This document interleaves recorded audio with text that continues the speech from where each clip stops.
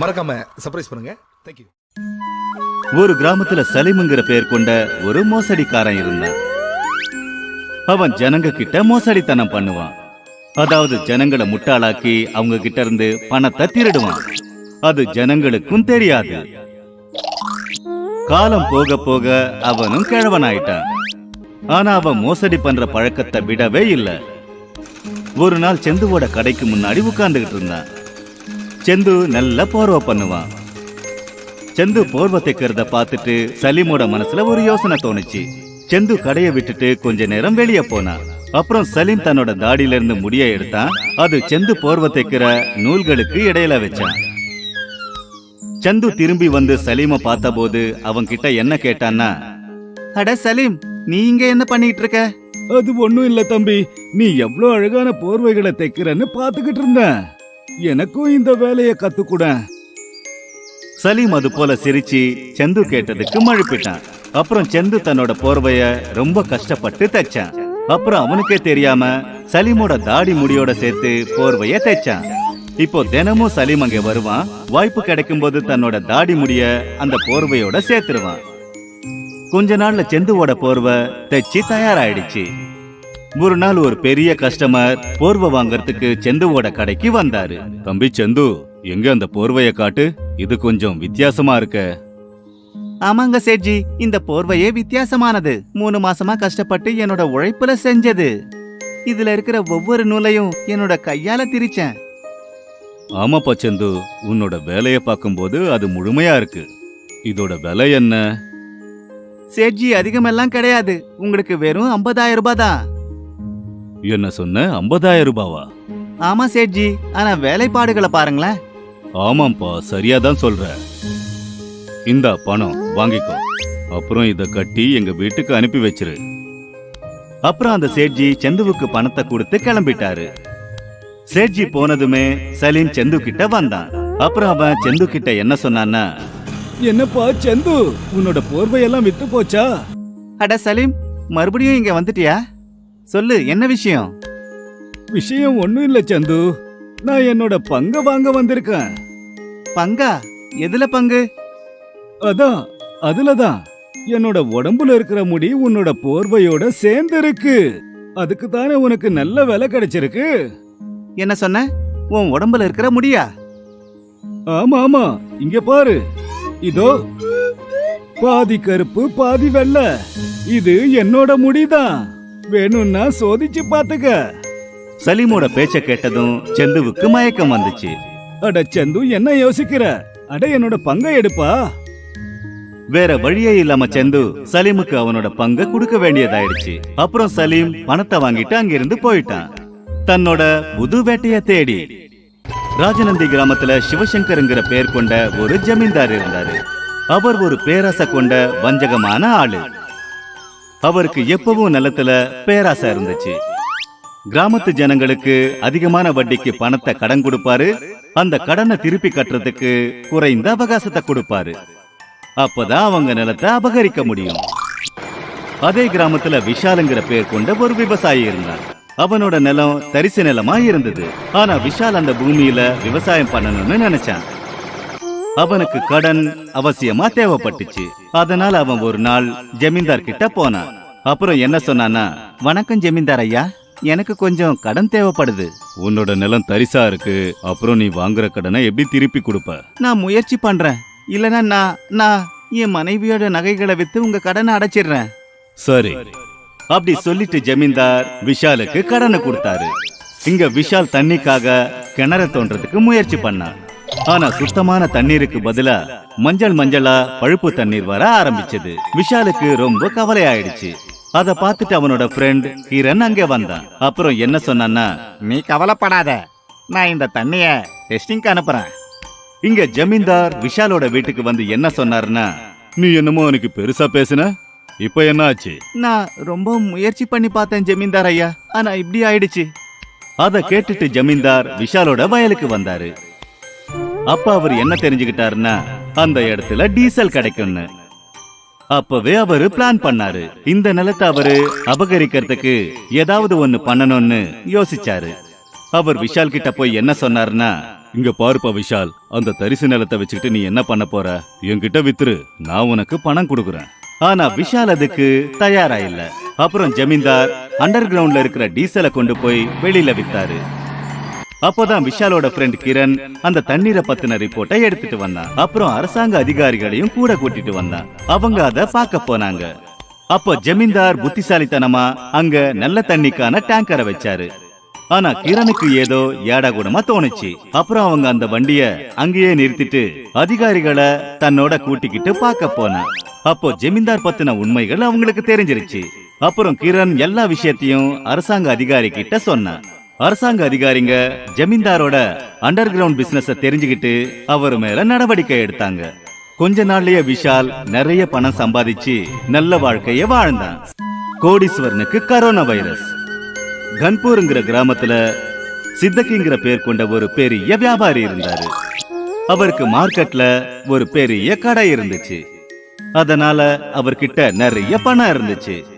ஆனா அவரு ரொம்பவும் பேராசை கொண்ட திமிரு பிடிச்ச ஆளு.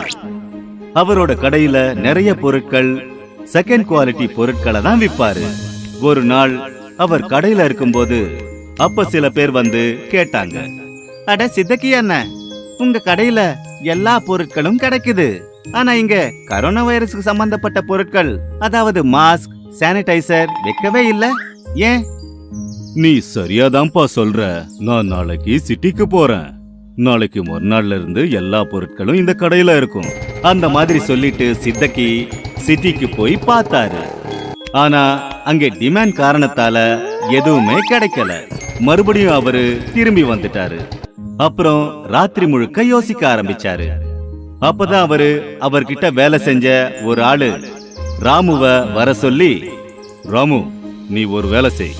நீ என்ன பண்ற? கரோனாக்கு மாஸ்க், சானிடைசர், அப்புறம் கரோனா வைரஸ்க்கான டேப்லெட்டையும் நீ தான் ரெடி பண்ற.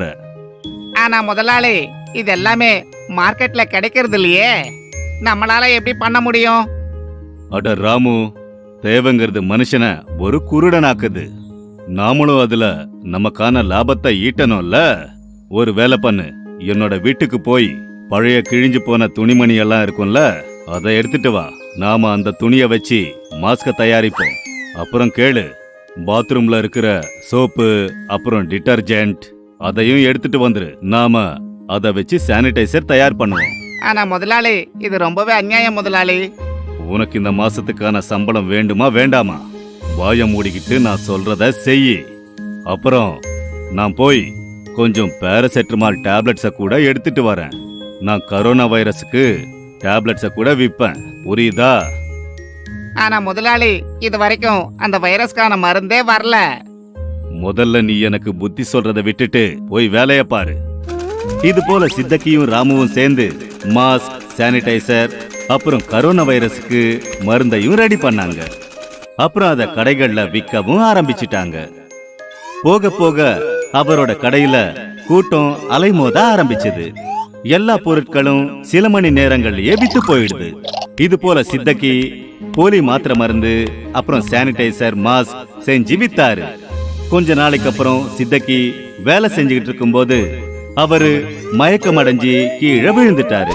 உடனே ராமு ஆம்புலன்ஸ வரவழைச்சு சித்தக்கிய ஹாஸ்பிட்டலுக்கு கூட்டிட்டு போனான்.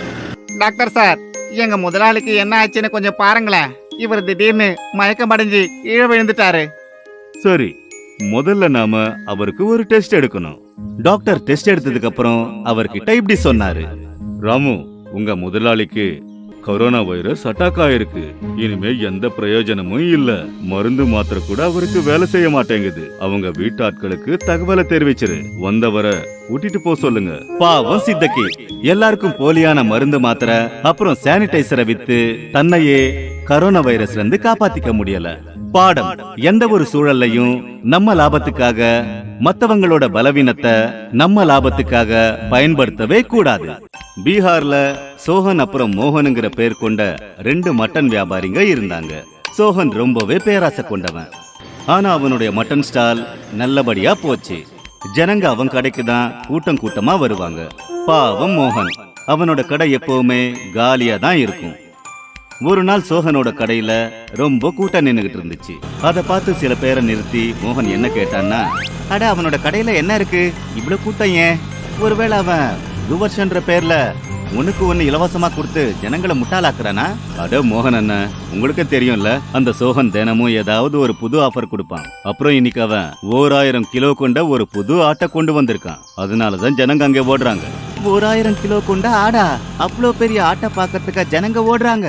நானும் அதை போய் பார்க்கணும். ஒருவேளை நான் போனா சோகனுக்கு முன்னாடி என்னோட மான மரியாதை போயிடும். சோகனோட இந்த பப்ளிசிட்டி காரணத்தால நான் இந்த கடையை மூடிட்டு ஏதாவது நதியில மூழ்கி சாக போறேன் அப்படி சொல்லிட்டு மோகன் அழுதுகிட்டு இருந்தான். அந்த பக்கமா போய்கிட்டு இருந்த ஒரு மெஜிஷியன் அவனை பார்த்துட்டு, ஹே மோகன், மொத்த கிராமமும் அங்கே கொண்டாடிக்கிட்டு இருக்கு, அப்புறம் நீ இங்க உட்காந்து அழுதுகிட்டு இருக்க? என்னன்னு சொல்றது, ஒரு சமயம் இருந்துச்சு சோகன் என் கடையில என்கிட்ட வேலை பார்த்தான். ஆனா இன்னைக்கு அவன் என் கடைக்கு முன்னாடி ஒரு கடையை போட்டு இவ்ளோ ஆஃபர்ஸ் அப்புறம் நிறைய ஸ்கீம்ஸோட என்னோட வியாபாரத்தையே அழிக்க பாக்குறான். நான் இங்க தினமும் ஈ அடிச்சுக்கிட்டு இருக்கேன். இதுதான் விஷயமா?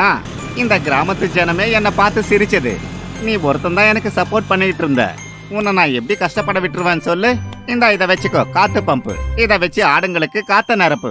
100 கிலோ என்ன, 200 kilo, 300 kilo, 400 kilo, 500 kilo, 1000 kilo கூட இருக்கும். இதை வச்சு நீயும் நல்லா வியாபாரம் பண்ணலாம். அட தேங்க்ஸ் பாஸ். ஒருவேளை நீ சொன்ன மாதிரியே நடந்துச்சுன்னா நான் உனக்கு மேஜிக் ஸ்கூல் வச்சு கொடுக்குறேன். அவன் அந்த மேஜிக் பம்பை வச்சு ஆட்டுக்கு காத்த நிரப்புனான். அது கொஞ்சம் கொஞ்சமா ஊதி ஊதி பெருசாகி 500 கிலோ ஆடா மாறிடுச்சு.